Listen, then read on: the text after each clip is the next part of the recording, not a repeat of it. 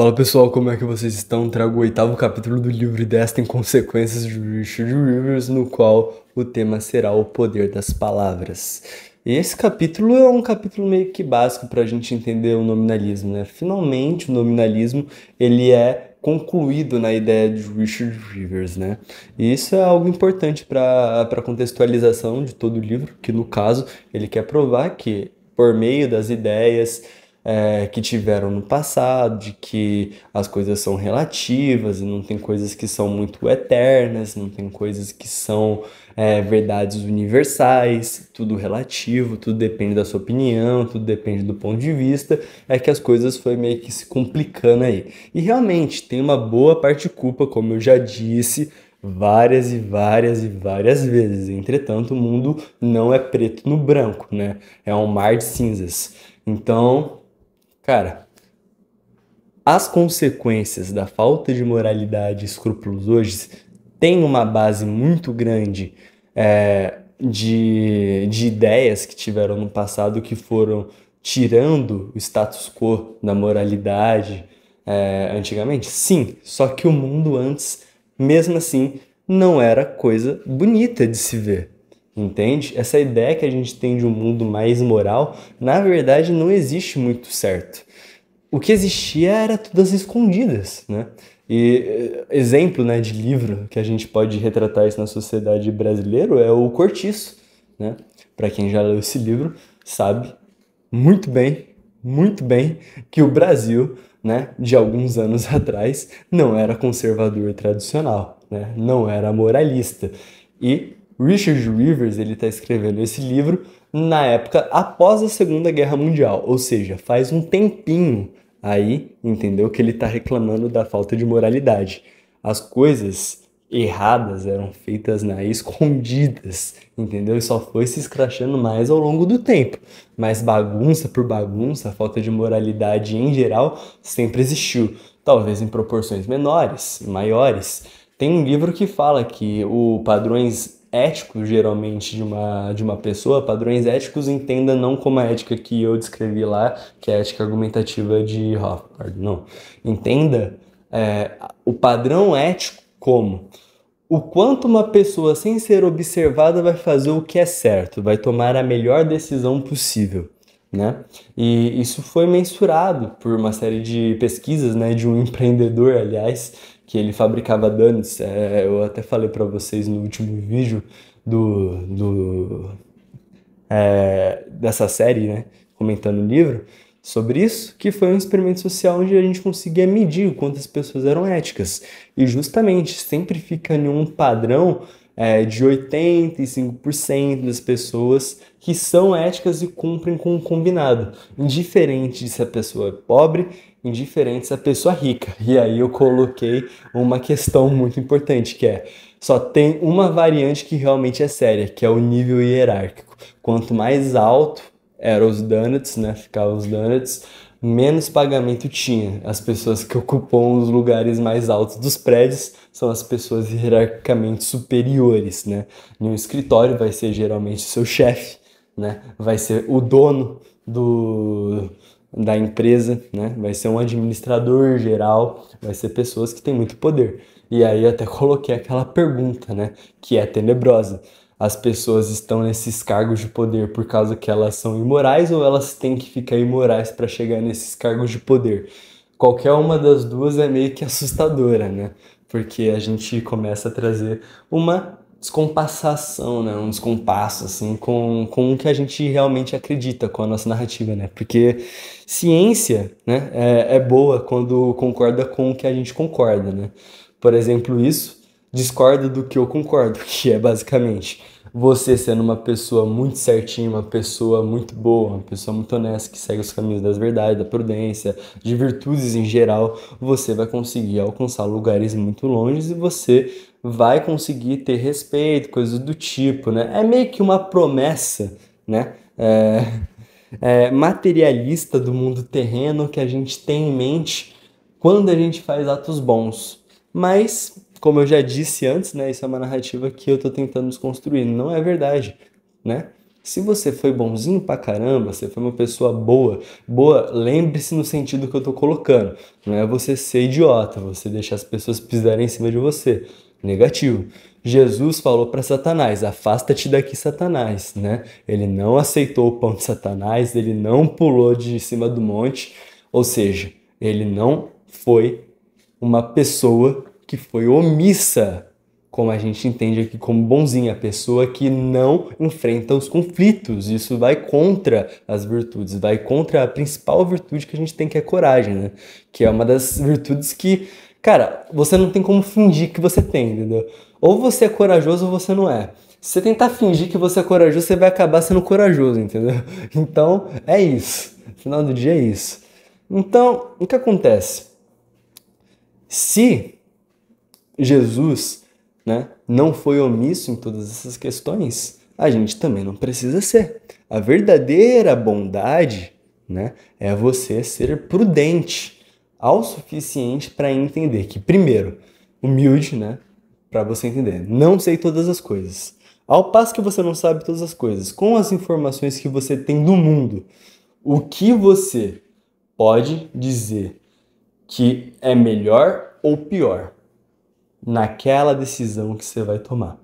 E assim, quando você consegue organizar na sua mente uma hierarquia das coisas e tomar a decisão, você está sendo uma pessoa boa, você está tentando, na medida da sua sabedoria, na medida da sua humanidade, na medida da sua mortalidade, tomar a melhor decisão possível.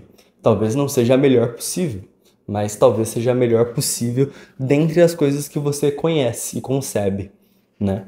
Então, já é bom o suficiente. E agora, com essa definição clara de bondade, que eu estou querendo dizer? Não necessariamente se for uma pessoa extremamente prudente nesses seus atos, tomando as melhores medidas, né? Você vai chegar em um cargo de gerência, você vai se dar bem, você vai ganhar um salário multimilionário. Não. Eu acho que você vai ser uma pessoa mais satisfeita. Entretanto, isso é uma narrativa também.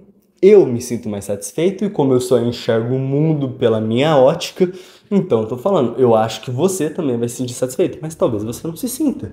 Talvez você se sinta satisfeito fazendo um monte de sacanagem, fazendo atos promíscuos, né? E não é à toa que as pessoas estão começando a arrumar isso. Talvez elas se sintam mais satisfeitas não lendo a porcaria de um livro, né, sobre moralidade, como por exemplo é o caso de As Ideias Têm Consequência, mas sim passando um monte de shorts do YouTube.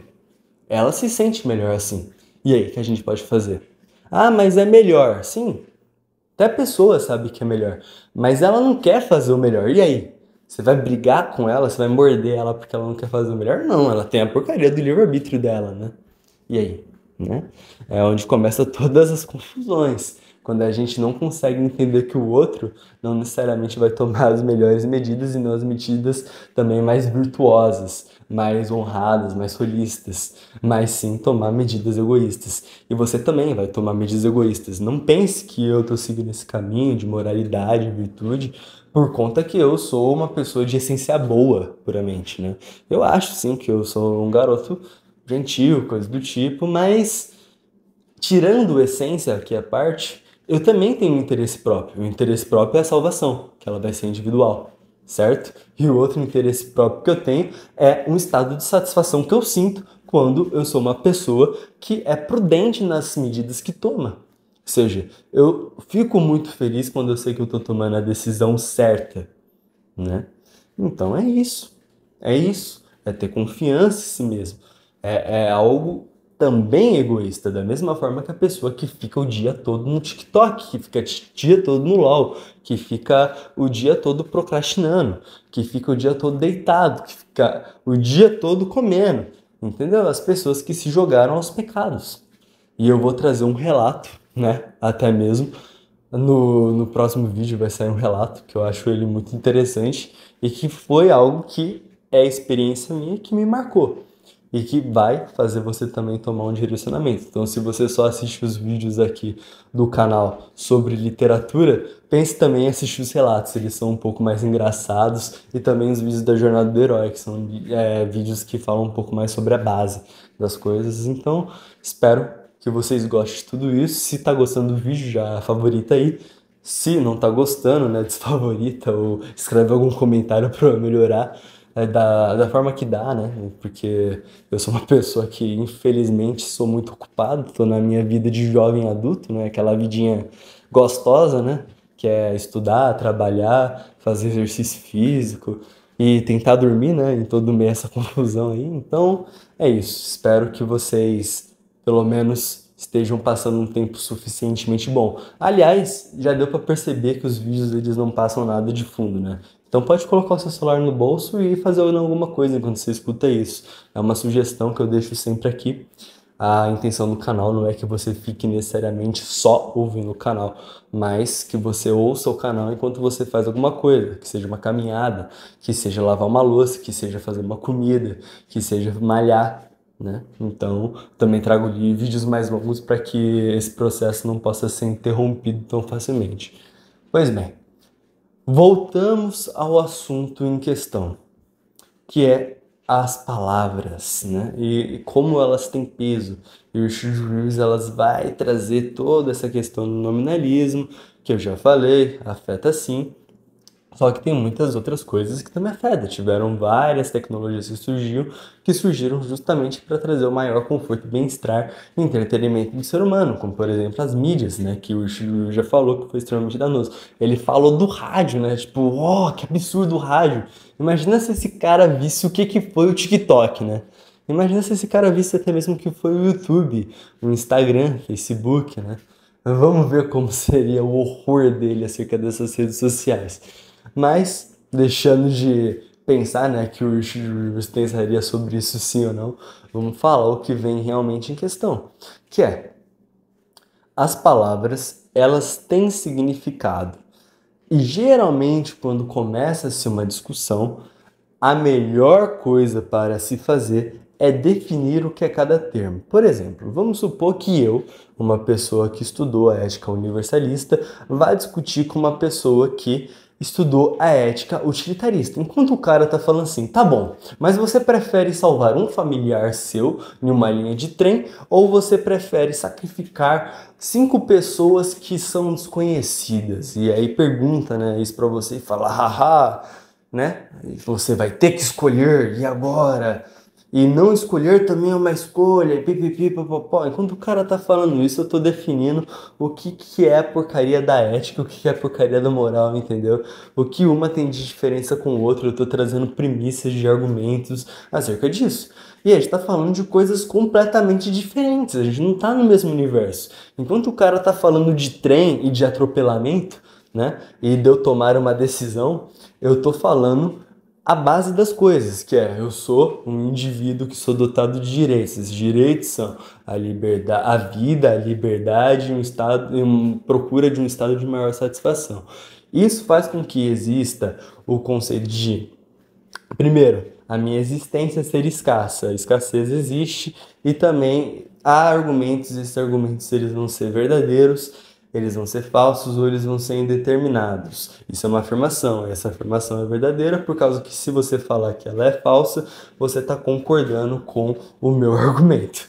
Então, é impossível de ser refutado. Então, vai se construindo toda uma estrutura que ela é impossível de ser refutada. É claro, é criado alguns saltos depois de um tempo, porque você precisa tirar morais e éticas, por causa que a pergunta que fica, né, que é, tá bom, mas quais são as regras especificamente? A gente não tem as regras, então a gente tenta deduzindo o que é melhor. E o conceito de não agressão foi deduzido o que é o melhor, porque tenta pensar em outra coisa. É difícil pra caramba, algo que sirva para todas as pessoas, né, que seja perene, que sirva em todos os períodos da história e que remedia conflitos. Então, por via de regra, a gente tem o conceito de não agressão. Deixando de devagar novamente e explicitando o que eu estava dizendo, em qualquer discussão, a melhor coisa para se fazer antes é definir os termos no qual os dois estão argumentando. É sobre Deus? O que é Deus para você? O que é Deus para mim? A gente está falando sobre o mesmo ser, a mesma coisa? Então, a partir disso, quando você se refere a Deus, você está se referindo a essa sua linha de pensamento. Quando eu estou me referindo a Deus, eu estou me referindo à minha linha de pensamento. Então, o que é Deus para você? Vamos supor, Deus para mim é aquilo que a gente não consegue nem imaginar, né? Que é extraordinário.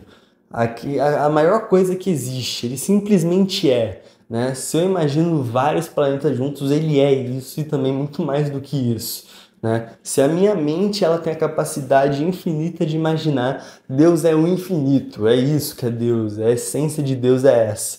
E aí outro cara fala assim, não, é um velhinho barbudo lá no céu.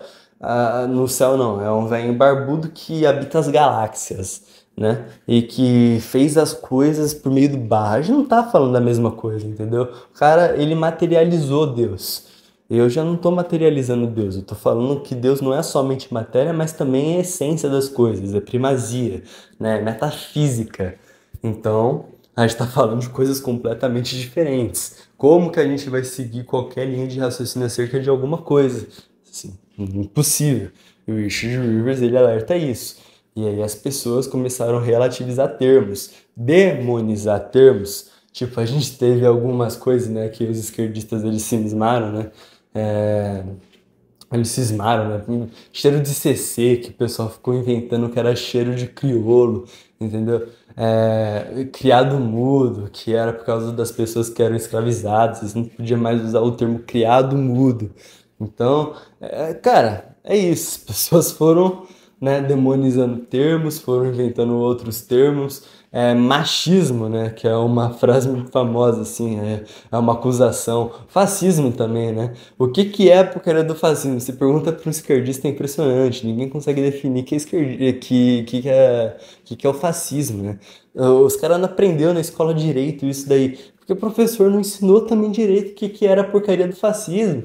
Os caras não sabem nem o que que é nazismo. Os caras não sabem nem por que Hitler perseguiu judeus e coisas do tipo, entendeu? Qual era a narrativa por detrás disso? E os caras tá lá chamando os outros de nazista, de fascista, de machista. Machista, né, a pior, era você ser macho, né? Você fazer coisas de macho, ter macheza. E hoje em dia é basicamente você ser misógino, né?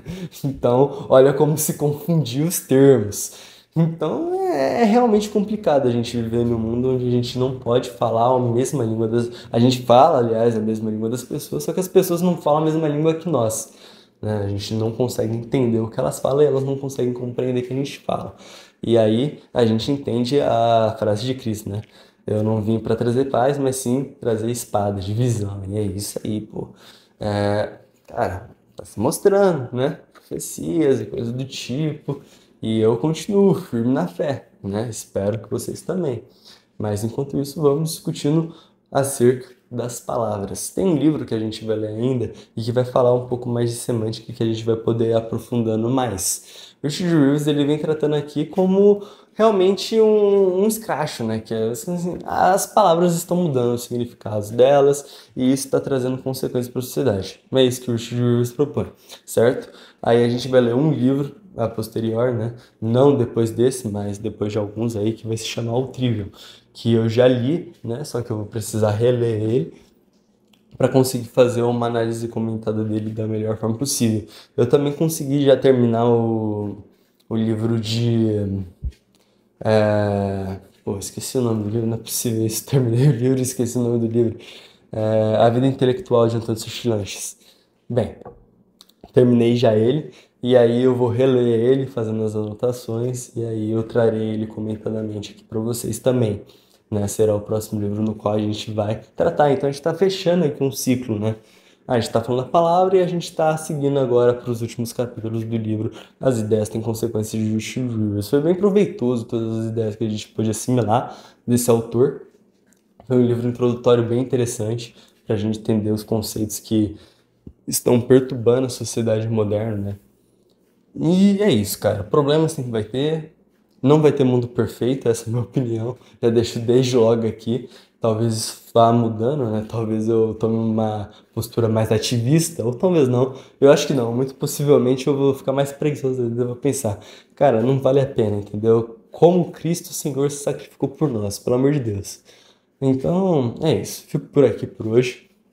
A gente tratará, né, o que o Richard Lewis tratou na gramática e coisas do tipo em outro livro quando for mais apropriado e for realmente dito por uma pessoa que estudou acerca desse tema, né?